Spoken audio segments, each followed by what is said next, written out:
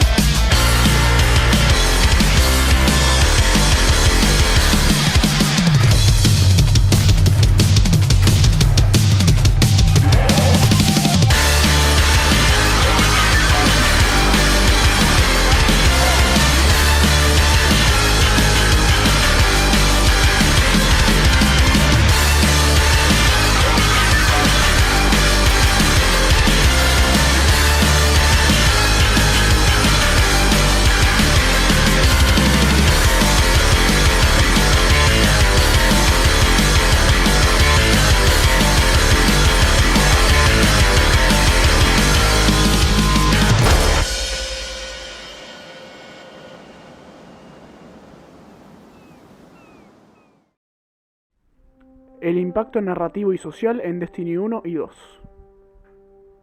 Método de análisis. Para llevar a cabo esta investigación se analizó en profundidad y de manera participativa el videojuego en sí, con la amplia comunidad que lo compone, y se seleccionó a un grupo de individuos indistintamente de su etnia, nacionalidad, contexto social o económico, sexo, género o edad, para, mediante entrevistas y análisis de testimonios personales, desarrollar una conclusión concreta en lo que respecta al impacto que fue capaz de generar la saga de videojuegos Destiny en sus jugadores a lo largo de los últimos 9 años, 2014 a 2023.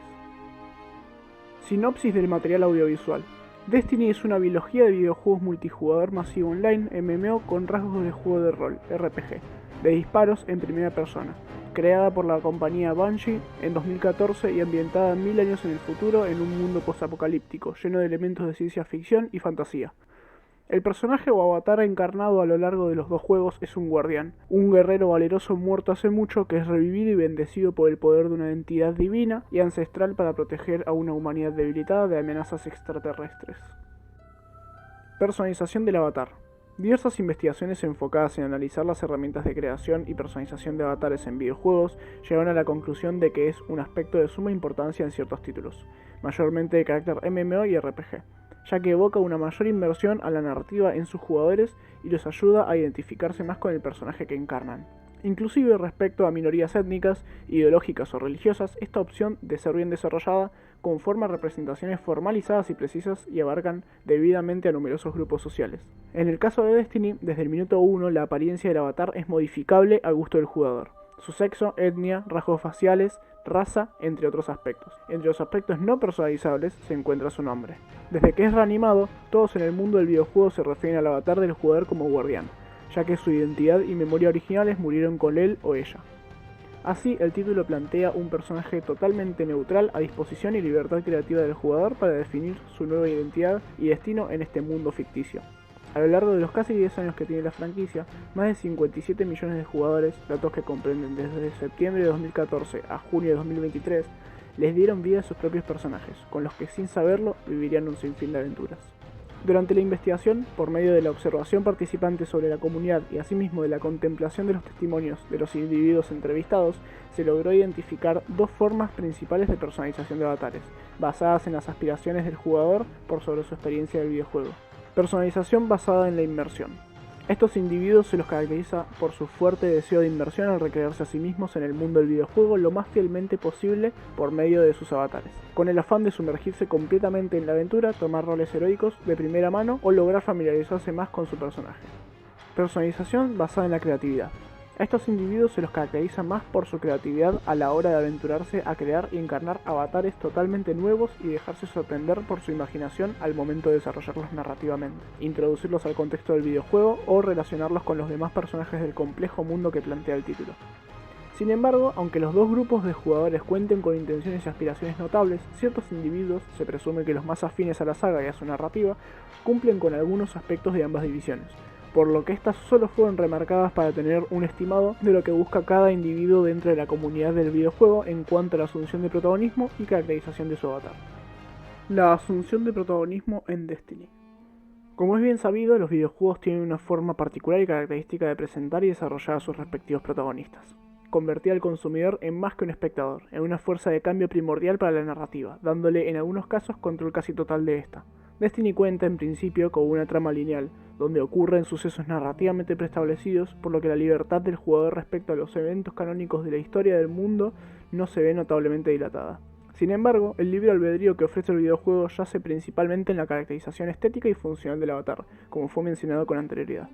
Además de dicho aspecto, el videojuego encamina al jugador, de una manera u otra, a desarrollar un autodescubrimiento filosófico, moral, aspiracional y social, tanto del avatar como de sí mismo, así promoviendo un vínculo entre jugador y personaje pocas veces visto en el mundo del gaming. En un sentido tanto simbólico como literal, el jugador y su avatar se aventuran en un viaje del héroe en toda la regla, extenso y lleno de emociones, amistades, aprendizajes y descubrimientos sobre la naturaleza de lo más desconocido en la existencia, el universo y la psiquis, tanto de los complejísimos personajes que plantea el mundo del videojuego como de los propios jugadores. La relación entre los jugadores de la comunidad de Destiny. A pesar de los variados deseos, vivencias, edades y contextos socioeconómicos con los que cuenta cada jugador, todos terminan relacionados por algo muy puntual que los define como comunidad: el heroísmo y el compañerismo. La comunidad de Destiny en su conjunto pudo asumir tan fervientemente el rol heroico y noble que plantea la filosofía del propio título que, a lo largo de sus 9 años de vida, se fue convirtiendo en una de las mejores y más amigables comunidades gamer en lo que respecta al gran esquema.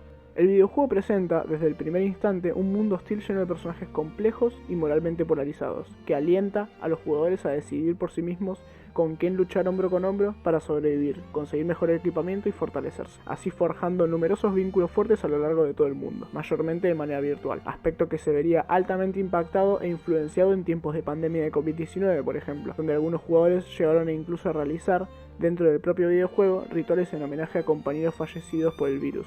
O, sin ir más lejos, la reunión de gran parte de la comunidad en respeto por el reciente tránsito del actor Lance Reddick, quien prestaba su voz en inglés a uno de los personajes más importantes y queridos de la saga. Mediante los testimonios varios de los individuos entrevistados y tomando respaldo de todos los aspectos tratados hasta ahora, se pudo llegar a una realización evidente. Los jugadores, al saber que bajo el casco de cada guardián hay personas reales y tan similares a ellos mismos, desarrollan un fuerte sentido de unidad y de empatía. Esto nos lleva a interpretar que el hecho de asumir el manto de un héroe forjado desde los cimientos por uno mismo y compartir logros y aventuras con otros pares, aunque sea de manera virtual, evoca una transformación significativa en la integridad de los jugadores, volviéndolos más capaces, sociables y decididos. El impacto narrativo de la guerra en los jugadores de Destiny. Como ya fue expreso al principio del informe, la trama principal del videojuego ronda en base a un conflicto bélico entre la humanidad y diversas razas extraterrestres que dieron con nuestro sistema solar hace mucho tiempo, cada una guiada por sus propios intereses y motivaciones complejas. Al analizar cada raza enemiga en profundidad, se pueden notar fuertes similitudes y conceptos asociados a antiguas épocas, civilizaciones o grupos sociales humanos históricos, aspecto que ayuda a los jugadores a relacionar conceptos nuevos y originales que plantea el videojuego con otros más familiares y de carácter más antropológico, logrando así mantener la autenticidad que define a cada especie sin que el jugador se confunda.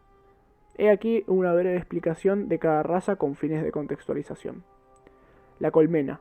Criaturas infernales adoradoras de muerte y con un hambre voraz. Esta especie está muy arraigada a conceptos de la Europa feudal y de la fantasía medieval, como la realeza, los caballeros, la magia, la estética decadente y la adoración ciega de una religión autoritaria. Los Vex, una mente colectiva conformada por máquinas vivientes capaces de crear simulaciones. Los Vex comparten ciertas características con la antigua Grecia, como su alto conocimiento acerca del universo y de las ciencias exactas, su relación con la arquitectura, la simetría y la perfección, o su devoción por entidades divinas. Los Cabal, un imperio bélico de conquistadores y destructores de mundos. Cuentan con características basadas en el Imperio Romano, como la brutalidad, los gladiadores, la conquista e inquisición, la esclavización de civilizaciones inferiores y la explotación de sus recursos. Llegado un momento, se revela que perdieron su planeta original por la colmena, lo que les supuso una fuerte debilitación. Los Eliksni. Despectivamente llamados caídos, los Eliksni son una raza de saqueadores que alguna vez fue próspera como la humanidad, pero que sufrió un colapso similar al nuestro, teniendo que abandonar su planeta como los Cabal. Comparten similitudes varias con los clásicos piratas europeos, como su vandalismo y su naturaleza nómada, sus naves enormes o sus facciones altamente fragmentadas. A lo largo de ambos juegos, la relación entre la humanidad y estas razas, mayormente las últimas dos mencionadas, fue mutando consistente y constantemente. Los eventos narrativos que se desarrollaron con el pasar de los años fueron revelando la otra cara de la moneda, mostrando los efectos catastróficos del conflicto desde el punto de vista de los Eliksni y de los Cabal, y relacionándolos con los sufridos por la humanidad, lo que terminaría llevándolos a aceptar sus diferencias y conformar una alianza sólida, algo anhelado por la comunidad desde los primeros años de vida de la saga. Así, Destiny supo convertir a sus antagonistas más temidos en aliados sumamente queridos por los jugadores y mostrarles los efectos de esta guerra, generando ciertos dilemas morales dentro de la comunidad. Sin embargo, algunos jugadores se rehusarían a cambiar su punto de vista respecto del panorama, algo que, sin demasiado análisis, podemos afirmar que es un reflejo muy fiel de nuestra sociedad real. La influencia creativa de Destiny sobre los jugadores. Haciendo énfasis y explorando a fondo en los ámbitos más artísticos relacionados con el videojuego, se pudo observar notablemente que muchos jugadores de naturaleza creativa expanden esa chispa que los caracteriza a otros medios de arte, lo que los lleva a desarrollar relatos, cómics, novelas, cortometrajes e incluso largometrajes inspirados en el mundo del videojuego, con sus propios protagonistas originales tomando las riendas de la narrativa que plantean, y con la esperanza imperecedera de algún día realizar y mostrar al mundo dichas obras. La filosofía del héroe en Destiny. Teniendo en cuenta todo lo desarrollado a lo largo de esta parte de la investigación, se puede acertar en el hecho de que Destiny cuenta con una filosofía muy afín a la que plantea Joseph Campbell en su libro El héroe de las mil caras, donde mantiene la postura de que todos vivimos nuestra propia aventura afrontando todo tipo de desafíos, y que nuestras decisiones nos definen, poniéndonos a prueba y llevándonos a límites inconcebibles. Destiny presenta, a su manera, esta concepción en cada momento de su historia, al afirmar, mayormente de forma indirecta, que todos podemos ser guardianes, escribir nuestras propias historias y darle un rumbo glorioso a nuestras vidas.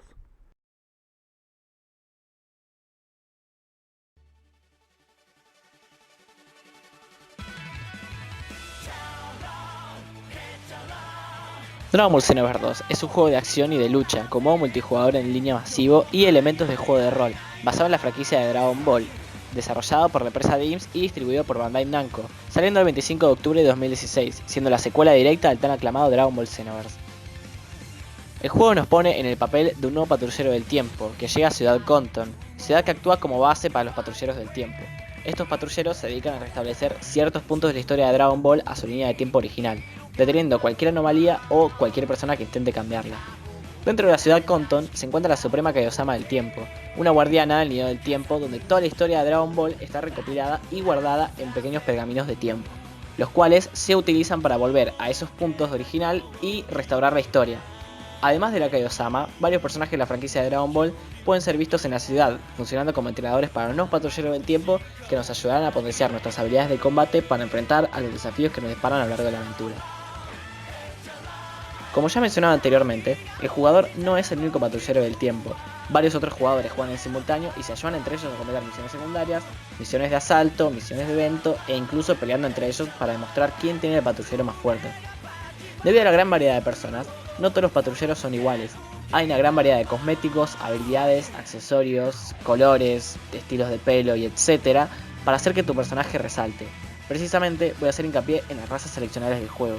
Razas que varían de Saiyajines, una raza alienígena muy parecida a los humanos, la cual otorga a nuestro personaje la habilidad de transformarse en un Super Saiyajin como el protagonista de la serie. Humanos normales pero entrenados en artes marciales para pelear. Demonios de hielo, una raza que habita en un planeta frío con una apariencia alienígena. Los Majins, una raza proveniente de Majin Buu, un personaje de aspecto rosa con habilidades de estiramiento y de magia. Y Namekianos, una raza proveniente del planeta Namek cuya apariencia es similar a la de un vegetal. Toda esta personalización hizo que el juego tenga una gran variedad de personajes creados por la comunidad, la cual interactúa entre ella con estos personajes, creando su propia historia.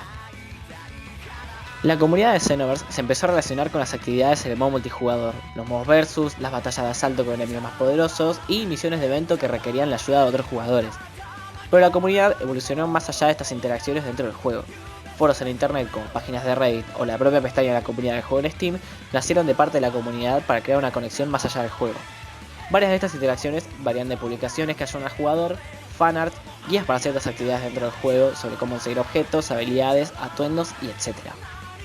Continuando un poco con lo anterior, si bien Xenoverse 2 cuenta con su propia narrativa e historia, la comunidad buscó sus formas independientes de ampliar su historia.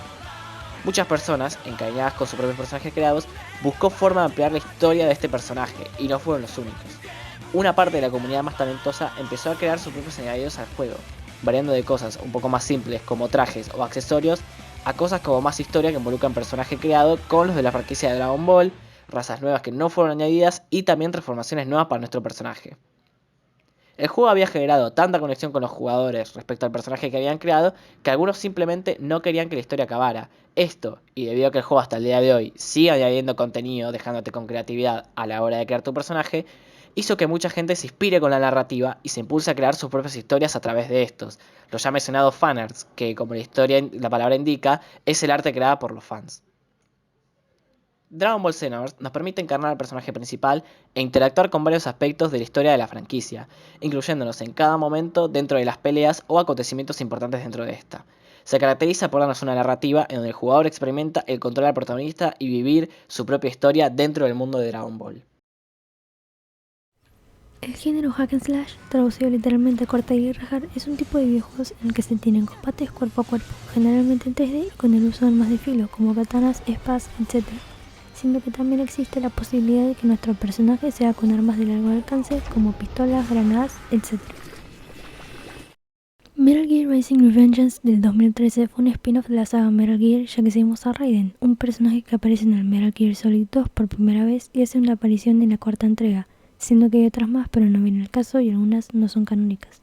Este videojuego no tuvo un buen recibimiento por parte del fandom de esta saga en su lanzamiento, primero por el cambio de género del juego, el cual pasaba de ser un juego de sigilo e infiltración a un elemento que puede seguir siendo usado obviamente, e incluso te felicitan al hacer un uso de tal, a acción desenfrenada e incluso más ágiles si se puede decir así, aparte de sentarse en el ya mencionado Raiden, el cual tampoco les gustaba mucho a los fans debido al drástico cambio de personajes jugables, los cuales por lo general eran masculinos y hacían referencia a animales escurridizos y silenciosos como Snake o a un jefe como Big Boss. E incluso podían llegar a verse adultos, así como la incorporación de un personaje del género masculino, pero con rasgos afeminados como mencionan algunos, aparte de que su nombre hace referencias a rayos internos, terminó en una molestia para la gran fanaticada.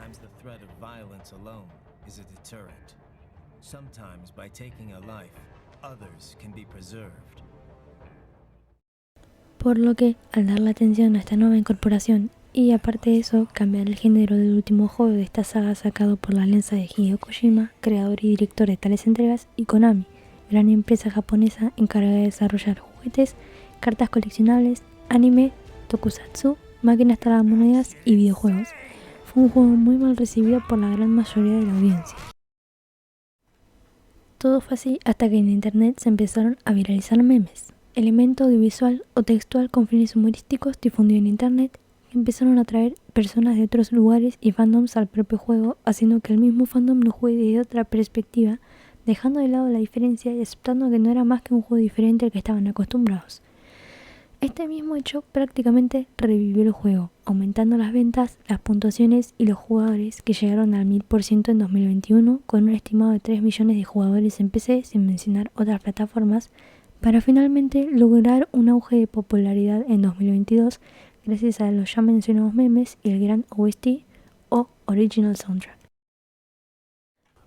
Devil May Cry V o 5 del 2019 es un hack and slash al igual que el anterior mencionado Metal Gear Rising Revengeance, en el que se puede jugar con varios personajes, los cuales son Dante, Nero, Vid y Virgil, jugable en el DLC, siglas de Downloadable Content, traducido a contenido descargable, los cuales tienen diferentes habilidades, armas e historia de la cual se va aprendiendo a lo largo del gameplay. referencia a la forma en la que el jugador interactúa con el juego o el juego con el jugador, tema en el que son similares en su desarrollo debido a que ambos comparten el género. Anterior a este lanzamiento, esta saga desarrollada por Capcom sacó un spin-off el mismo año, que irónicamente fue igual de mal recibido que el Metal Gear Rising, con la diferencia de que este spin-off, llamado DMC Devil May Cry, sigue siendo mal visto por la fanbase, principalmente por la nueva apariencia y personalidad del personaje principal, Dante. Estas dos comunidades se amigaron rápidamente luego de la popularidad que ganó el Metal Gear Rising, debido a que ambas están basadas ampliamente en los memes y los chistes, además de las similitudes de ambos juegos y los gustos de los fans que se veían mayormente unidas por este género, el cual brindaba no solo diversión combinada con una historia, sino que además ofrecía desafíos hacia los jugadores gracias a la amplia gama de dificultades y secretos que se encuentran escondidos en ambos juegos.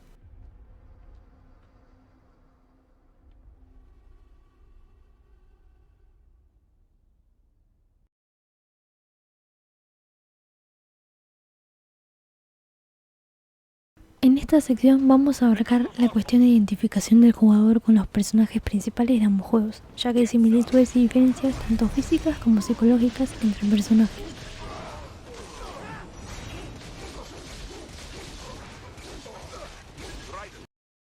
What do you want with the Prime Minister? Empezamos con Raiden, protagonista del videojuego Metal Gear Rising Revengeance, quien es un ninja cyborg, un humano con partes de robot, que al comienzo de la aventura tiene que servir y proteger al primer ministro de un país de África, el cual termina secuestrado y para seguirle el paso a los secuestradores debe hacerle frente a un robot gigante que lanza rayos de plasma, teniendo en cuenta que este es prácticamente el tutorial, o sea, un nivel que enseña a los jugadores las reglas y controles del juego.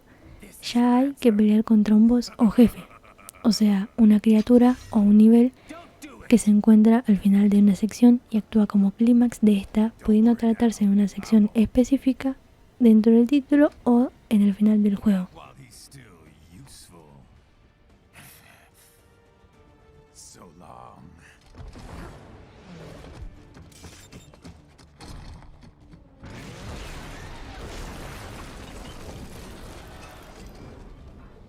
Son dos encuentros con este robot gigante llamado Metal Gear Ray, que termina cortado a la mitad a pesar de la inmensidad de este mismo, suceso que termina dejando boquiabierto a cualquier jugador que recién empieza la travesía.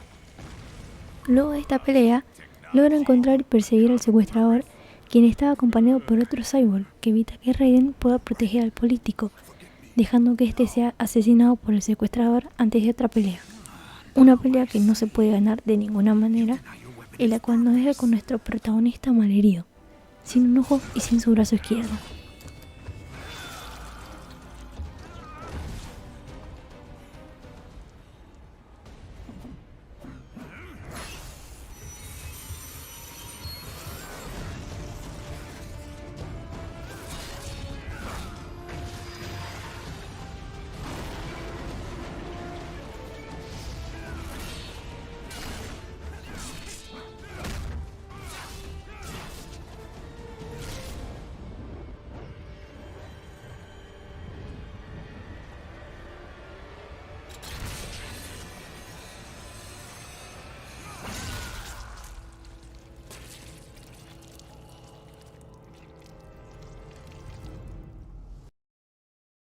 El motivo por el que la gran mayoría de fans simpatizan con este personaje es por el espíritu de justicia y proteger a los débiles, lo cual trata de sostener a lo largo de la historia y siendo esta misma razón por la que pelea. A pesar de contradecirse algunas veces, matando a civiles a su paso para lograr su objetivo, siendo estos mismos probablemente parte de los débiles que necesitan protección o ayuda, pero finalmente logrando su cometido al luchar contra un postulante apolítico que quiere gobernar un país que se base en la guerra como un negocio y medio para defender las creencias de los propios ciudadanos, dejando a los habitantes en una suerte de supervivencia del más fuerte, convicción que va completamente en contra de los ideales de nuestro personaje, demostrando que por más poder que tenga sigue cometiendo errores, por lo que esta es otra razón que deja que los jugadores se sientan un poco más identificados con él. Ahora es el turno de hablar del otro juego, Devil May Cry 5, el cual implica dos personajes, Dante y Nero, dos seres híbridos de demonio y humano, quienes son tío y sobrino, los cuales luchan contra una fuerza maligna que resulta ser la versión demoníaca del hermano de Dante y el papá de Nero, Vergil.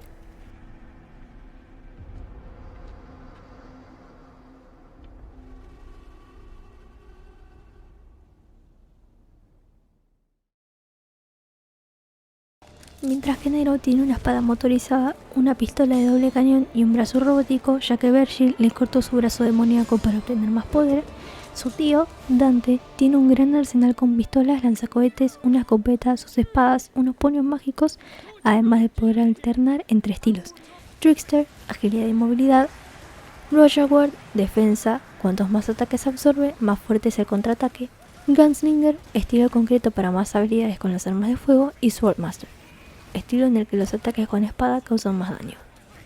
Mayormente los fans quieren ser como Dante, el cual es un personaje bastante despreocupado e incluso desordenado a veces, pero a la par de esto es muy poderoso, pudiéndole ganarle a Vergil, su hermano gemelo, más de 5 veces a lo largo de la franquicia.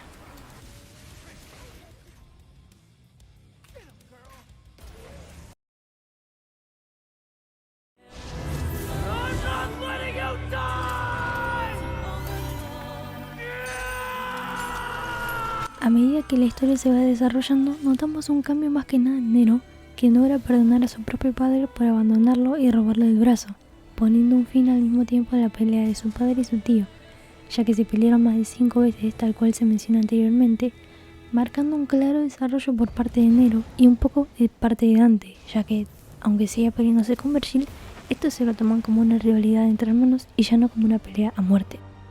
Este desarrollo por parte de Nero es el que logra capturar la atención de los jugadores que se sienten representados con él, ya que tal vez no les cortaron el brazo, pero sí les habrá ocurrido una situación dolorosa de la cual pudieron seguir para adelante, perdonando el catalizador de su duelo en el proceso. Por parte de Dante es más una cuestión de querer ser como él, más que sentirse identificado, pero al ver su personalidad desordenada y juguetona, aparte de ser tan genial que no necesita insultar vulgarmente a sus oponentes para provocarlos, sumando sus movimientos y armas ya mencionadas, explicando el poder de este personaje que de una u otra forma sigue teniendo una humanidad con la que los jugadores pueden sentirse identificados.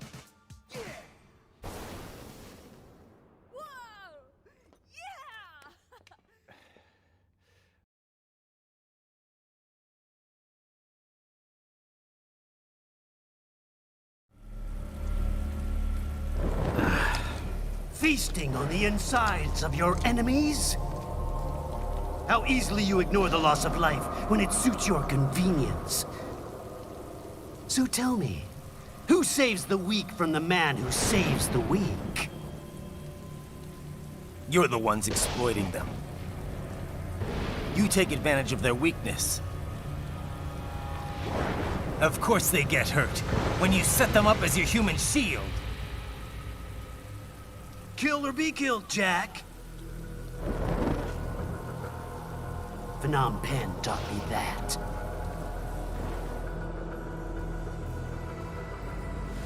Yes, you aren't the only one to grow up on the killing fields. War is a cruel parent, but an effective teacher. Its final lesson is carved deep in my psyche. That this world and all its people are diseased. Free will is a myth. Religion is a joke. We're all pawns, controlled by something greater. Memes. The DNA of the soul. They shape our will. They are the culture. They are everything we pass on. Expose someone to anger long enough, they will learn to hate. They become a carrier. Envy, greed, despair, all memes, all passed along. How about full of shit? Is that a meme? You can't fight nature, Jack. Wind blows, rain falls, and the strong prey upon the weak. Ugh. Sam tells me you see your weapon as a tool. Something that saves lives, a means of justice. Now there's a pretty meme. Exquisite. It spared you the burden of all the lives you've taken. Absolved you of guilt when you enjoyed it. That is until the illusion was broken.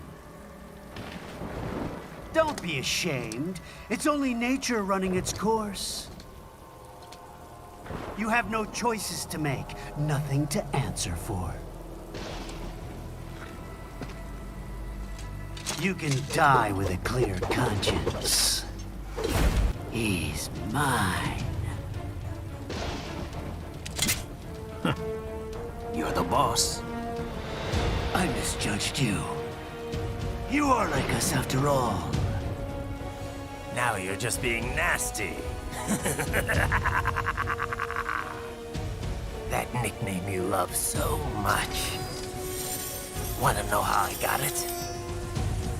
Actually, why don't I give you a demonstration? I think it's time for Jack to let her rip.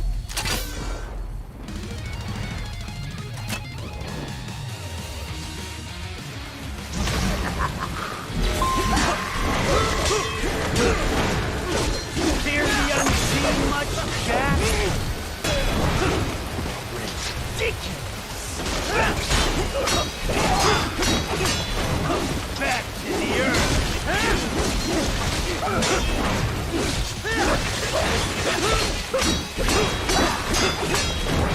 That your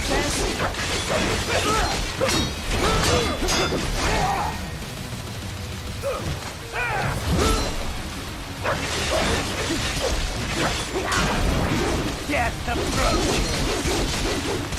Metal Gear Rising: Revengeance es un juego muy centrado en los ideales, siendo que hay un personaje llamado Monsoon, un cyborg miembro de Desperado, o sea, los que secuestraron y asesinaron al primer ministro del inicio, quien era un misántropo, lo que significa que sentía rechazo, desconfianza, desprecio u odio en general hacia la especie humana, el comportamiento humano o la naturaleza humana en sí, y nihilista, o sea que sostenía una filosofía en la que se considera que nada tiene sentido, el cual da un discurso sobre los memes, usando su significado original, no el contemporáneo, funcionando como catalizador para lo que ahora conocemos como memes. Monsoon defiende a esos memes como el ADN del alma, haciendo referencia a lo que se nos es enseñado de generación en generación, tal como la cultura, ideas, hábitos y creencias, el cual es el verdadero significado de la palabra meme. Queriendo tocar el tema de cómo Raiden usaba sus creencias para hacer una falsa justicia y defender a los débiles, siendo que era imposible, resultando esto en una pelea donde Raiden se vuelve loco y lo termina matando.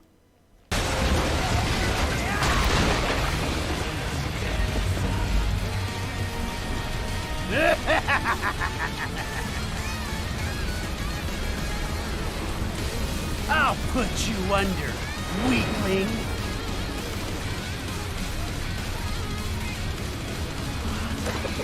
Now what will you do, Jack Ripper?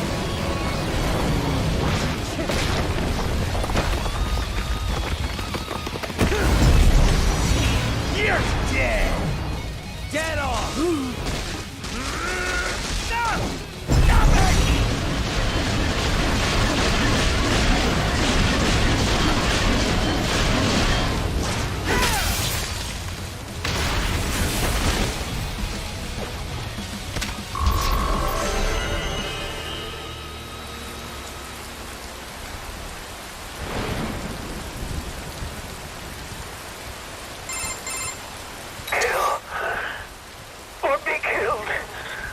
Don't be ashamed. It's only nature running its course. Your means end here. No, I passed one to you. Sure as the sun will rise, the slaughter will continue.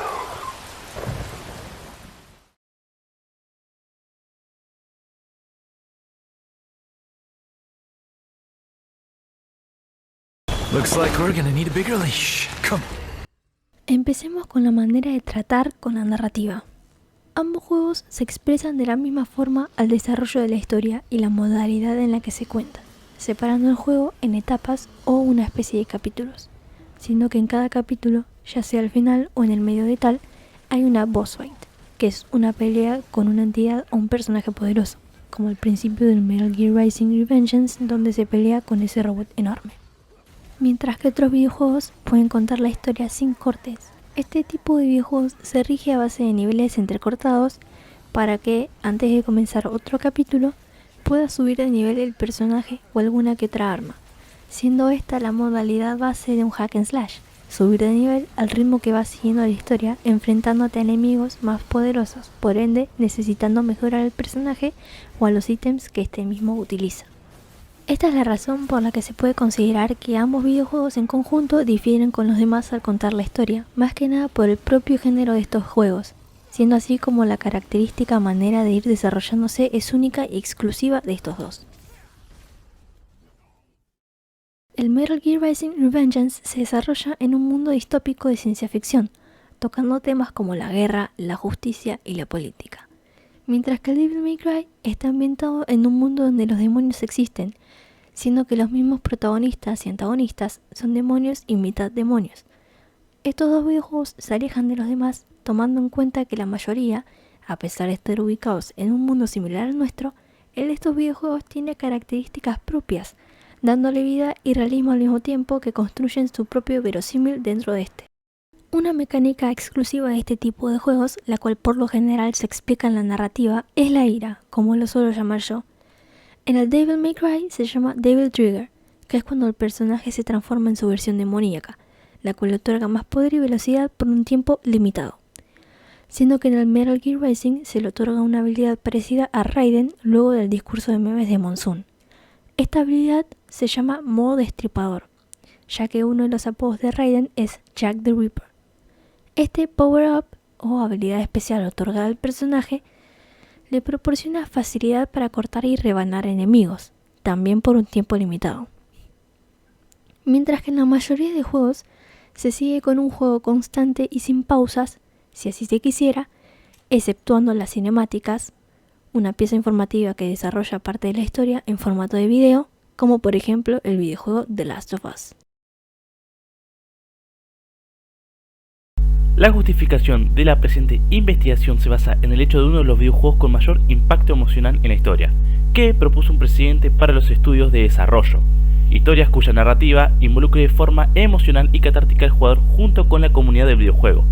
Se eligió como objeto de estudio al videojuego The Last of Us, que recibió 200 premios en 2013 y se convirtió en un referente visual. En el siguiente video se analizarán la narración presente en el videojuego, al protagonista y cómo el ya mencionado videojuego afecta a la comunidad gamer. En esta investigación es importante revisar la teoría de Arset, en la que cito textualmente: para la construcción de una teoría narrativa propia del videojuego debe realizarse un análisis narrativo sobre el videojuego, no un análisis literario, puesto que la narrativa ludo-virtual contiene elementos que la literatura tradicional carece, como es la interacción del inmersor dentro del contenido virtual. Arset en la teoría narrativa sobre el videojuego. Esto es importante debido a que es sobre la interacción narrativa en los videojuegos, así como la idea de la jugabilidad como medio de interacción y elemento del desarrollo humano. Para recopilar información se han realizado referencias audiovisuales como películas, documentales y series de televisión. Además, se ha jugado el videojuego completo para comprender completamente su objetivo central. Al analizar los datos recopilados, se ha observado que tanto en el caso estudiado como en muchos otros, los escenarios y contextos de los videojuegos están simulando la realidad de manera cada vez más precisa. Además, se puede apreciar las expresiones faciales fotorrealistas e historias basadas en productos visuales. Last of Us ha sido ampliamente reconocido y considerado como uno de los videojuegos más importantes en la industria. Su importancia radica en varios aspectos: la narrativa y personajes. El juego presenta una historia emocionalmente profunda y cautivadora, con personajes complejos y bien desarrollados. La relación entre Joel y Ellie, los protagonistas, es especialmente la más destacada. La trama aborda temas como la supervivencia, la pérdida, la esperanza y la moralidad, lo que ha generado un impacto significativo en los jugadores, como por ejemplo podemos ver en esta escena. ¿Esto es por lo único que se preocupaban? Chicos, pelis. Decidir qué camisa iba con qué pollera. Es extraño. Arriba. Nos vamos. Vamos. ¿Y si digo que no? ¿Te das cuenta de lo que significa tu vida? ¿Eh? Correr de esa manera, ponerte en riesgo. Eso es algo muy estúpido. Bueno, creo que estamos desilusionados el uno del otro. ¿Qué es lo que quieres de mí? Admite que quisiste deshacerte de mí todo el tiempo. Tommy conoce esta área ¡Oh, al mejor diablo que... con eso!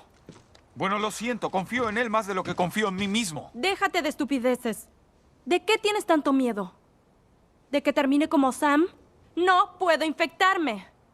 Puedo cuidarme sola. ¿Cuántos momentos de peligro tuvimos? Bueno, parece que nos ha ido bien hasta ahora. Y ahora te irá aún mejor con Tommy. No soy ella, ¿sabes? ¿Qué? María me habló acerca de Sara y Ellie. yo...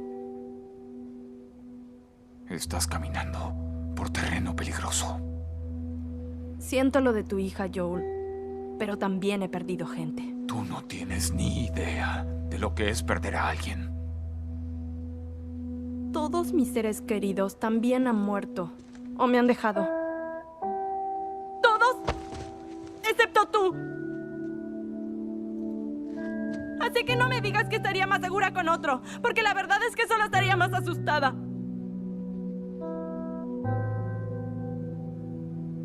Tienes razón.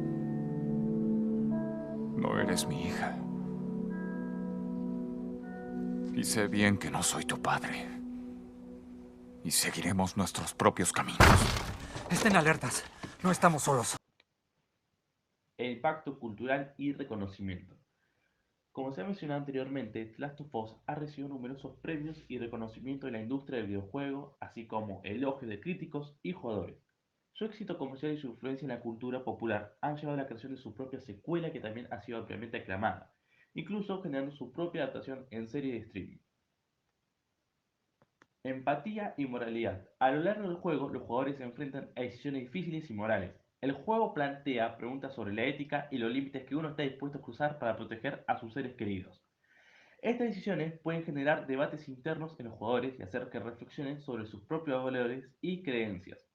La empatía hacia los personajes también juega un papel, ya que los jugadores pueden verse obligados a tomar decisiones difíciles que afectarán directamente la vida de sus personajes que han llegado a conocer y cuidar durante todo el gameplay. Bien, vamos.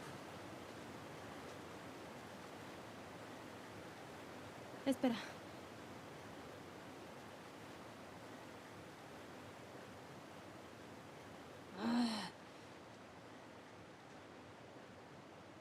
En Boston me mordieron. Y yo no estaba sola. Mi amiga estaba allí. A ella también le pasó. No sabíamos qué hacer. Así que... ella dijo... solo hay que esperar. Podemos ser poéticas y perder la cordura juntas. Aún espero mi turno. Ellie. Su nombre era Riley y fue la primera en morir. Y luego Tess. Y luego Sam. Nada de eso fue tu culpa. Oh, no entiendes. Luché por mucho tiempo con la idea de sobrevivir. Y tú... no importa qué pase. Tienes que encontrar algo por qué luchar. Sé que no es lo que quieres escuchar ahora, pero Júramelo. Júrame que todo lo que dijiste de las luciérnagas es verdad. Lo juro.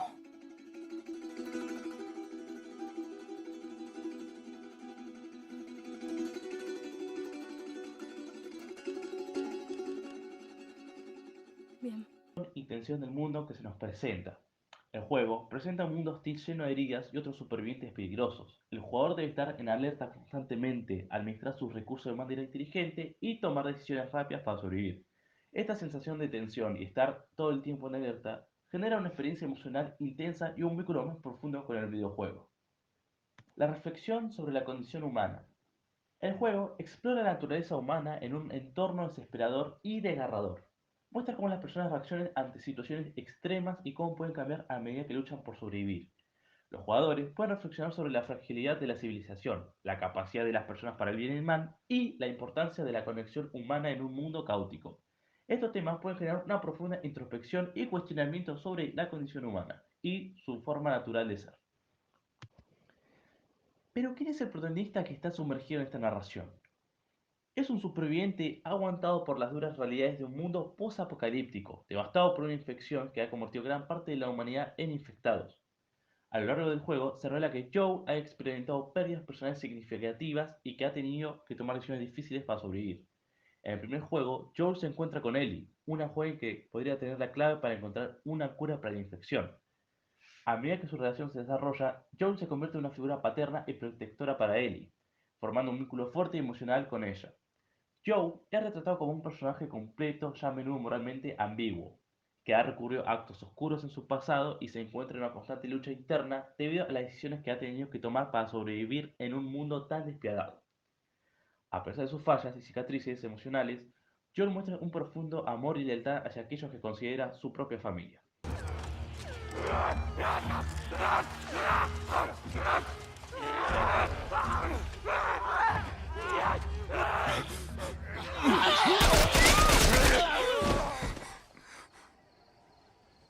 Está bien, cielo, estamos a salvo. ¡Hey! Necesitamos ¡Alto! ayuda, por favor. Es mi hija, creo que su pierna está rota. ¡Alto ahí! Bien. No estamos enfermos. Hay un par de civiles en el perímetro exterior. Solicito instrucciones. Papi, ¿qué sucederá con el tío Tom? Te pondremos a salvo y volveremos por él, ¿sí? Señor, hay una niña. Pero... Sí, señor. Escucha, amigo, la hemos pasado mal. Solo necesitamos... Oh, mierda.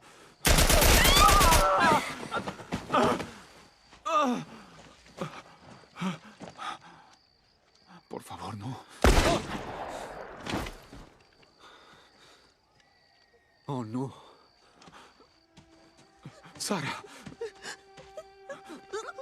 Mueve las manos, cielo. Lo sé, cariño, lo sé. Dios. Escúchame, sé que duele, cariño. Estarás bien, cielo. Quédate conmigo. Bien, te levantaré. Lo sé, cariño, sé que duele. Vamos, cielo, por favor. Lo sé, cariño, lo sé. Sara. Cariño. No me hagas esto, cielo. No me hagas esto, pequeña. Vamos. No. No. No. No. No. No. No, por favor. Dios. Por favor. Por favor. Por favor, no lo hagas. No, Dios.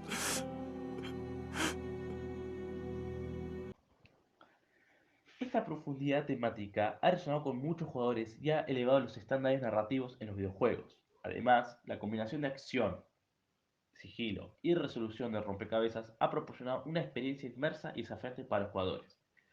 En cuanto a su impacto visual en la comunidad gamer, The Last of Us ha generado una gran cantidad de discusiones, análisis y debates entre los jugadores. Muchos han compartido sus experiencias personales y emocionales con el juego, discutiendo los momentos más impactantes de la historia y batiendo sobre las decisiones morales que se presentan a lo largo del juego.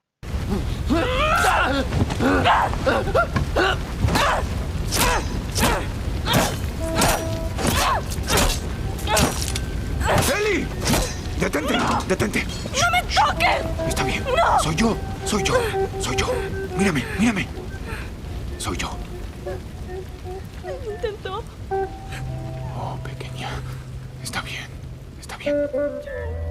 Todo está bien. Está bien.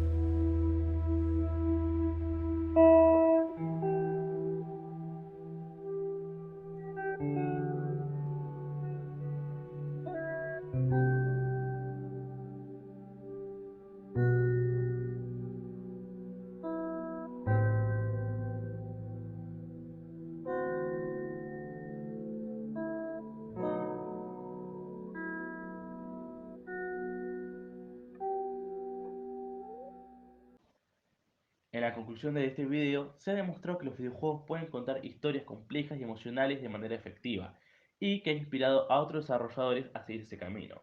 Por último, el juego también ha tenido un impacto en la industria del entretenimiento en general. La adaptación televisiva de HBO The Last of Us, anteriormente mencionada, ha generado y demostrado la anticipación y expectativas por parte de los fanáticos, demostrando cómo los videojuegos pueden influir en otros medios y expandir su alcance a nuevas audiencias. Dark Souls y la narrativa emergente.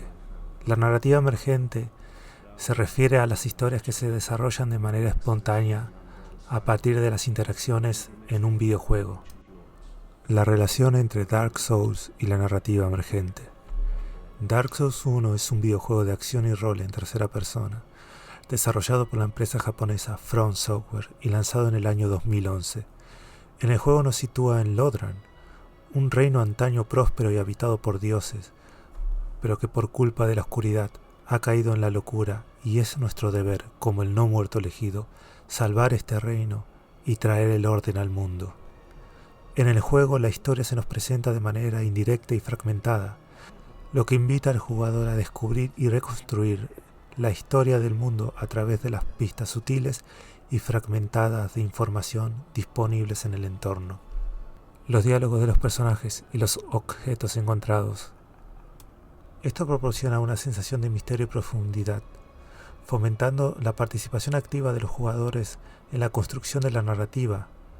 Dado que la historia puede resultar confusa debido a su forma de ser contada, la comunidad de jugadores de Dark Souls se ha convertido en un espacio donde los propios jugadores comparten sus experiencias y conocimientos para rellenar ese faltante de claridad. Comparten momentos que consideran relevantes para la trama, teorías que pueden explicar la complejidad del mundo y sobre todo momentos que a ellos los marcaron como jugadores y que tal vez no sean verdaderamente propios del guión original, pero que se generan de manera espontánea a través de simplemente disfrutar del juego. La identificación del jugador con el protagonista. La identificación con un protagonista de un videojuego se produce debido al deseo de los jugadores de escapar de la realidad y sumergirse en un mundo virtual. Durante el juego, la atención se centra en esa realidad virtual, permitiendo al jugador realizar acciones y enfrentándose a situaciones que no son posibles en la vida real. La identificación se logra a través de una proyección emocional con el personaje controlado. Existe una fusión entre el jugador, el personaje y la experiencia del juego, lo que genera una sensación de cercanía y deseo de éxito para cumplir el objetivo del juego. La diferencia entre los distintos tipos de juegos de rol.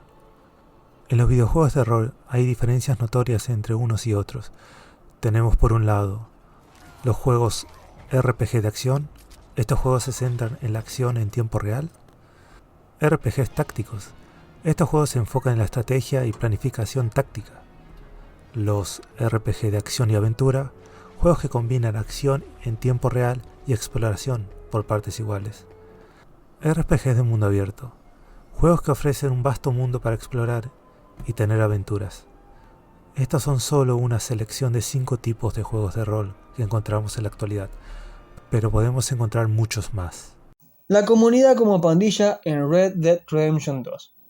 El género acción, western y de mundo abierto, se le dice mundo abierto a un juego el cual por más que su historia haya concluido, se puede seguir explorando, en el cual se puede tener diferentes tipos de combates, sean de cuerpo a cuerpo, con esto me refiero al uso de armas blancas, por ejemplo, cuchillos, puñales, etc. O a distancia, ya que nuestro protagonista porta armas de fuego, como un revólver, un fusil, bombas molotov, entre otras. Red Dead Redemption 2, lanzado en el año 2018, es una precuela del anterior juego del mismo nombre, ya que en esta entrega tomamos el rol de Arthur Morgan, un forajido del salvaje oeste y miembro de una banda dirigida por un idealista de nombre Dutch Van der Linde. El 20 de octubre de 2016, la compañía Rockstar Games publicó su primer tráiler mostrando cinemáticas del juego, pero sin revelar nada referente al sistema que se iba a usar para jugarlo. El juego está ambientado 12 años antes de los sucesos del primer Red Dead Redemption. En este título nos presentan la historia de la banda de la cual Arthur Morgan es integrante, y cómo esta misma cayó en la decadencia. Este videojuego fue bastante bien recibido por los fanáticos, ya que muchos de ellos habían quedado con varias incógnitas una vez que habían terminado el primer título. Obviamente algunos se preguntaban quién iba a ser el nuevo protagonista de esta entrega, porque anteriormente la primera entrega terminaba con la muerte del protagonista John Marston, y era su hijo quien tomaba venganza contra su asesino. La comunidad de Red Dead Redemption especulaba que la segunda entrega iba a girar en torno al hijo del fallecido John Marston, Jack Marston, pero no fue así, ya que el nuevo protagonista de nombre Arthur Morgan sería el pilar de la nueva historia. Debido a esto, muchos de los jugadores se pusieron manos a la obra para empezar a sacar sus propias conclusiones sobre el juego. Mientras jugaban, iban posteando en sus redes sociales páginas y varios grupos que ellos mismos iban armando, en donde hablaban sobre la jugabilidad, la historia y su música. Ahora pasamos a hablar sobre la unión de la comunidad en Red Dead Redemption 2. La mayoría de los que jugaban hicieron una petición a la compañía Rockstar Games para que el juego esté disponible para Microsoft Windows, ya que había algunos que no lo podían jugar al no tener la consola conocida como PlayStation 4. Una vez que el título fue anunciado que se iba a poder usar en varias plataformas, como en PlayStation 4, Xbox One y PC, se informó que Red Dead Redemption 2 había superado las 39 millones de copias vendidas. Bien, ahora pasamos a identificar al jugador con el protagonista en videojuegos interactivos y de rol en las 2 primeras décadas del siglo XXI. En esta sección abarcaremos la siguiente cuestión, la cual es la identificación del jugador con el personaje del juego, ya que es el mismo jugador quien se siente parte del mismo. Comenzaremos con Arthur Morgan, protagonista de Red Dead Redemption 2, quien es un forajido pistolero de actitud fría. Al comienzo de la historia, estamos huyendo con la banda tras haber fallado un negocio que salió terriblemente mal. Entonces escapamos hacia una montaña en plena ventisca. En medio de estos acontecimientos, el propio juego va mostrándole al jugador las mecánicas de cómo debe usar los controles. Básicamente sería el tutorial de inicio. Una vez pasado todo lo sucedido, el juego apremia al jugador con una medalla, la cual puede ser de oro, plata o bronce. Estas condecoraciones son entregadas dependiendo del tiempo y la puntuación que haga el jugador. Ahora bien, el motivo del por qué la gran mayoría de fans de este título podría simpatizar con el protagonista podría ser por su forma de ser, fría y directa al hacer las cosas. No obstante, ese no es el verdadero motivo por el cual se sienten identificados, sino por los obstáculos que va teniendo a lo largo de la historia, que son iguales a los que una persona real suele pasar. Bien, ahora pasamos a desarrollar la relación de los jugadores entre sí a partir de los videojuegos interactivos y de rol en las 2 primeras décadas del siglo XXI. La relación que hay entre comunidades gamer suelen ser buenas como malas, empezando por las malas. Se podría decir que algunas comunidades son intolerantes hasta el punto de ser haters. Traducido sería una persona que le molesta algo y se queja todo el tiempo, tirando burlas hirientes, desprestigiando y haciendo menos un juego de otra comunidad. Ahora pasando a hablar de las buenas, se podría decir que la mayoría de las que son buenas es porque se respetan entre sí, hablan de sus juegos favoritos, se recomiendan varios títulos, se ayudan para poder pasar niveles complicados, organizan reuniones para jugar y competir entre ellos, con la intención de divertirse y así poder conocerse. Ahora pasamos a diferenciar la narrativa de los videojuegos entre sí. Comenzaremos con la manera de tratar la narrativa. Hay un juego que se expresan de una misma manera al desarrollar una historia y la modalidad de la misma, separando el juego por capítulos. Con esto me refiero a que cada capítulo, sea el principal o el último, siempre va a haber un jefe al cual enfrentar para poder seguir avanzando. Por ejemplo, en el título Red Dead Redemption 2, para pasar al siguiente capítulo, se debe completar una serie de misiones secundarias para seguir el rumbo de la historia. Mientras que por otro lado, hay videojuegos que cuentan su historia sin capítulos. Este tipo de videojuegos más que nada se centran en niveles que son entrecortados, que la única forma que los jugadores puedan seguir la historia es subiendo de nivel al personaje o modificando las armas. Estas son las principales razones por que las narrativas de ambos juegos son diferentes, ya que se diferencian por el tipo de género que son. En el caso de Red Dead Redemption 2, es un juego de género acción, western y de mundo abierto, en el cual se debe completar distintos capítulos que contienen misiones secundarias. En este juego se muestra una mecánica exclusiva, la que se explica con una narrativa, la cual es la traición. De esta narrativa puedo decir que he aprendido sobre cómo las personas en las cuales uno confía pueden llegar a utilizar a alguien hasta tal punto de traicionarlo a uno mismo, con tal de conseguir lo que quieren. Como venimos viendo, la narrativa es parte crucial de los videojuegos y que la misma debe ser pensada y estructurada para que los puntos de giro e inflexión tengan sentido y mantengan al espectador dentro de la inmersión. Pero hay veces en las que la narrativa está pensada para que el espectador siga su propio camino y tenga su propio final o cree su propia historia. Estos videojuegos tienen la fama de ser reflexivos y melancólicos, aunque hay casos en los que pecan de ser lo contrario. Corría el año 2013, el desarrollador independiente Scott Cawthon sacaría un videojuego llamado Chippers and Son, un videojuego repudiado por la crítica. Siendo el comentario más repetido, los personajes parecen robots, no son tiernos. Scott, al ver el recibimiento de su último título, entró en una gran depresión que duró meses, pero reconoció que sus diseños no eran tan lindos como pensaba y que tenían un parecido con robots animatrónicos. Así que juntando las críticas de este título, se alejó completamente de los videojuegos cristianos que estaba acostumbrado a desarrollar y se metió en el terreno del terror para hacer el que, decía, iba a ser su último videojuego, publicando el 8 de agosto de 2014 la primera entrega de Five Nights at Freddy's.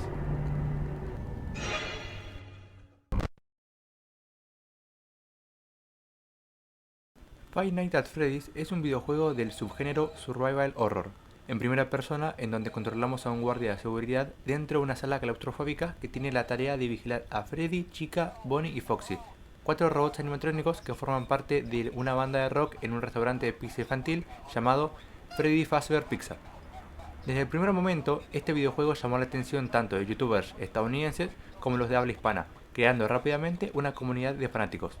A simple vista parece un videojuego de terror más, pero la comunidad rápidamente descubrió, gracias a una cámara de videojuego, que 5 niños fueron asesinados dentro del local por un hombre vestido como una mascota de dibujos animados, y dichos cuerpos fueron encontrados en el traje de los animatrónicos.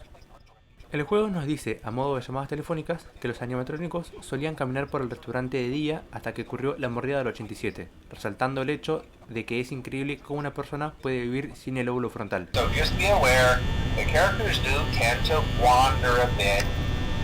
They're left in some kind of free roaming mode at night. Something about their servos locking up if they get turned off for too long. They used to be allowed to walk around during the day too, but then there was the bite of 87. Yeah, it's amazing that the human body can live without the frontal lobe, you know? Sumando el hecho de que es posible que suframos 2 alucinaciones, en una de ellas apareciendo un oso dorado similar a Freddy que la comunidad nombró como Golden Freddy, y otra en la que aparece la frase It's me junto a la cara de Freddy y Bonnie por un muy corto periodo de tiempo.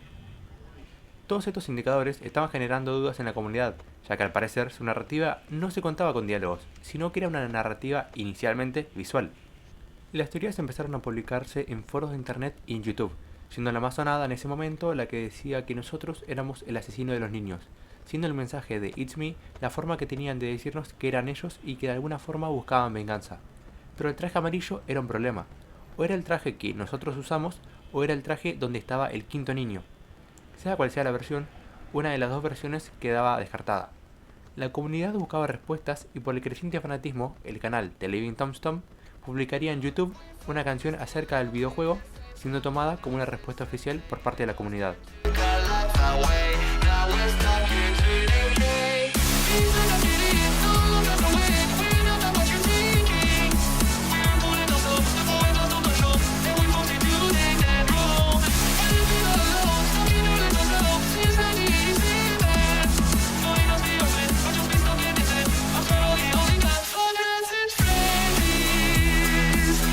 Gracias a la creciente comunidad y el cariño que tenían por el título, Scott tomó estas cosas como indicadores de que estaba haciendo las cosas bien, y que esta vez este videojuego sí era del agrado del público. Así que se apresuró y el 11 de noviembre de ese mismo 2014 publicaría Five Nights at Freddy's 2.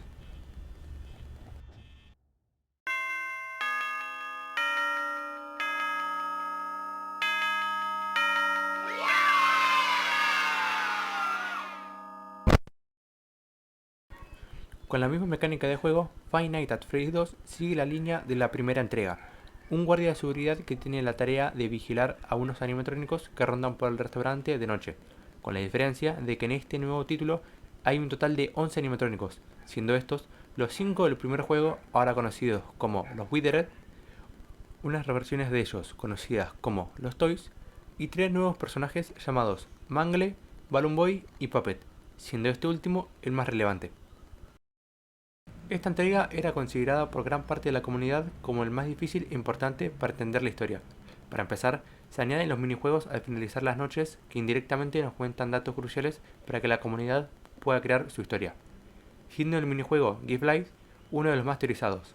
En él controlamos a la marioneta Puppet, con el objetivo de darles una máscara a los que parecen ser cadáveres, y gracias a la canción It's Me So Long, también publicada por el canal The Living Tombstone, la comunidad empezó a creer que la marioneta era la madre de los niños asesinados.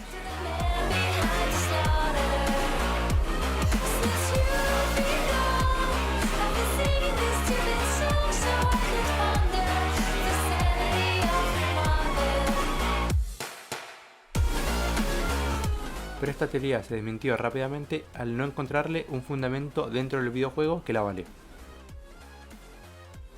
Dentro de este mismo minijuego, antes de que aparezca el susto o jumpscare de Golden Freddy, se puede apreciar por un momento un quinto cadáver, haciendo que la teoría de que el quinto niño fue metido en el traje tome fuerzas.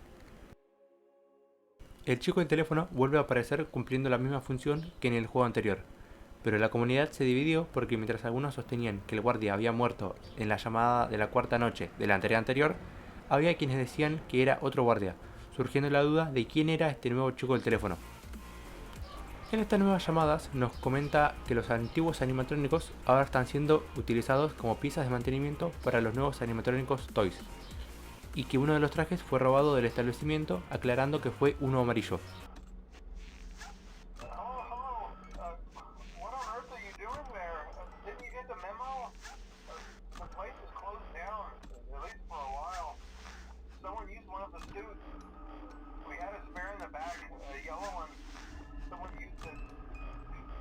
Por el tono de voz, se puede asumir que está nervioso y que es algo peligroso.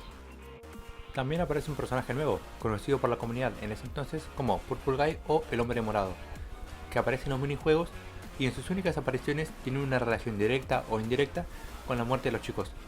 Fue tal el nivel de especulación de los jugadores que llegaron a pensar que había dos asesinos, ya que el personaje que aparece en el minijuego tenía dos tonos de violeta, pero se terminó teorizando que eran la misma persona. E incluso se teorizaba que él era el chico del teléfono, al no poder descifrar qué era el objeto que tenía en la mano en una de sus apariciones, siendo confundida con una palanca para controlar a los animatrónicos, un cuchillo y un teléfono. Los defensores de esta teoría decían que su constante nerviosismo en las llamadas era porque no pudo soportar el hecho de haber asesinado infantes, y que era la razón por la que sabía tanto del establecimiento y toda su historia, conociendo también el hecho de la mordida del 87. Los fanáticos empezaron a teorizar que la mordida del 87 fue hecha el sábado siguiente a la quinta noche, y aunque la comunidad coincide que la mordida fue hecha de día y que la víctima fue el guardia de seguridad, no se sabe quién fue el animatrónico que la causó. Hasta el día de hoy, esta mordida sigue siendo teorizada y no hay una respuesta oficial de quién fue, aunque se sostiene que la mordida fue hecha por Mangle. Las futuras entregas y el propio Scott no confirmó ni desmintió nada, siendo este el suceso más misterioso y teorizado por la comunidad. A estas alturas, Five Nights at Freddy's consiguió hacerse un hueco en la cultura popular de internet, haciendo que los fanáticos de los videojuegos de terror y que los amantes de las teorías se unan para poder descubrir la historia real del videojuego, trayendo más y más gente a la comunidad por lo novedoso de la historia, volviéndose una comunidad unida para descifrar el gran misterio que ocultaba este videojuego. Scott decidió sacar un último juego para darle un cierre a la historia, tomando de villano a un nuevo animatrónico llamado Spintrap.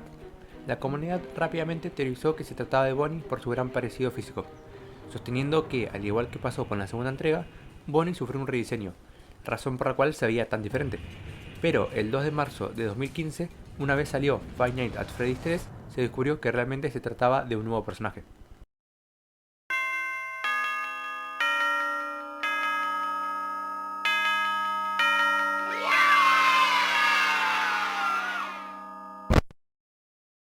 La premisa de esta nueva entrega cuenta cómo los dueños de la compañía Fazbear Entertainment, los dueños de la franquicia de restaurantes, decidieron aprovechar su mala fama para abrir una atracción de terror llamada Fazbear Fright The Horror Attraction, tematizada con los elementos de los restaurantes anteriores, ubicada 30 años después del cierre del segundo restaurante, el del primer juego. Sin lugar a dudas, esta entrega es la más pobre a nivel de jugabilidad, teniendo jumpscare o sustos repentinos mediocres y siendo el Spintrap el único animatrónico del juego que nos puede matar, el peor de todos.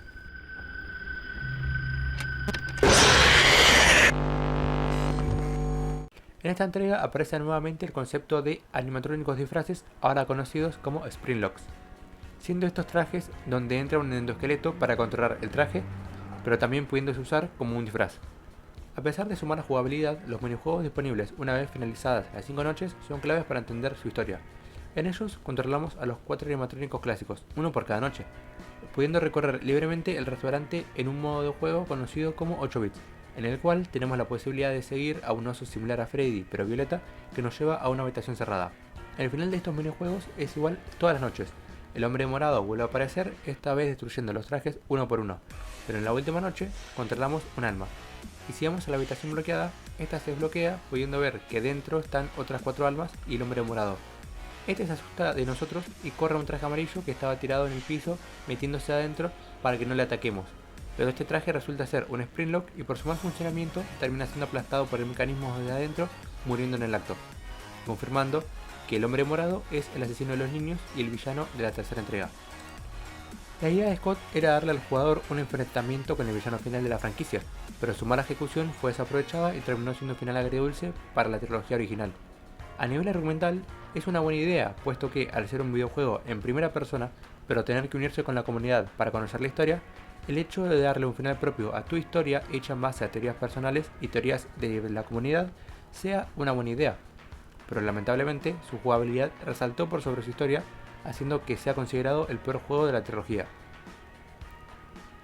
Años después se volvería a este dándose cuenta que realmente no es un mal juego, ya que al igual que las otras 2 entregas, tiene un cierto grado de dificultad, junto con detalles que lo hacen único a su manera. La comunidad que creó Scott Cawthon supo generarle una historia compleja y profunda a un videojuego de terror con una primicia que a primeras puede sonar bizarra, saliéndose de la forma narrativa convencional que tienen los demás videojuegos de la investigación, siendo este el único que construyó su historia gracias a la comunidad y sus aportes. Y, puesto a que la franquicia sigue publicando contenido, la comunidad de Five Nights at Freddy's se sigue manteniendo viva hasta el día de hoy.